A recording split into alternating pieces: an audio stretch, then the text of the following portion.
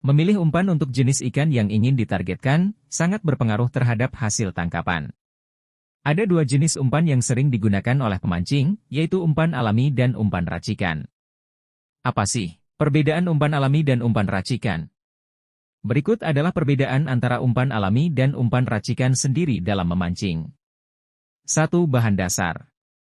Umpan alami menggunakan bahan-bahan dari alam yang langsung dimakan ikan, seperti cacing, udang, jangkrik, ulat, atau ikan kecil. Umpan racikan sendiri terbuat dari campuran bahan alami dan buatan yang diracik sendiri, misalnya adonan tepung, pelet ikan, kuning telur, dan bahan lain yang menarik ikan. 2. Bau dan aroma.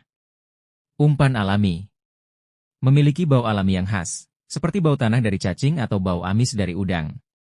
Sangat efektif untuk ikan yang sensitif terhadap bau, seperti lele atau patin. Umpan racikan sendiri.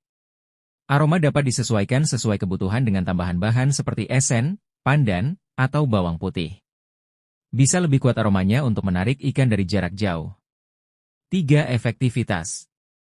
Umpan alami efektif karena menyerupai makanan asli ikan di habitatnya. Sangat baik digunakan di tempat alami seperti sungai, danau, atau rawa. Umpan racikan sendiri efektif untuk jenis ikan yang sudah terbiasa dengan makanan tambahan seperti pelet. Cocok untuk kolam pancing atau tambak yang dikelola manusia. 4. Ketahanan di air. Umpan alami cepat hancur atau mudah lepas jika sering disambar ikan kecil. Memerlukan penggantian lebih sering saat digunakan. Umpan racikan sendiri. Ketahanan bisa diatur tergantung adonan, misalnya dibuat lebih padat agar tahan lama di air. Tidak mudah dimakan habis oleh ikan kecil jika diracik dengan benar. 5. Ketersediaan. Umpan alami harus dicari di alam, misalnya menggali cacing atau menangkap udang. Bisa langka tergantung musim atau lokasi. Umpan racikan sendiri. Bahan-bahannya mudah ditemukan di pasar, toko pancing, atau dapur rumah. Tidak bergantung pada musim. 6. Biaya. Umpan alami lebih murah jika bahan tersedia di sekitar, seperti cacing atau jangkrik. Bisa mahal jika membeli bahan tertentu seperti udang segar. Umpan racikan sendiri memiliki biaya fleksibel tergantung bahan yang digunakan.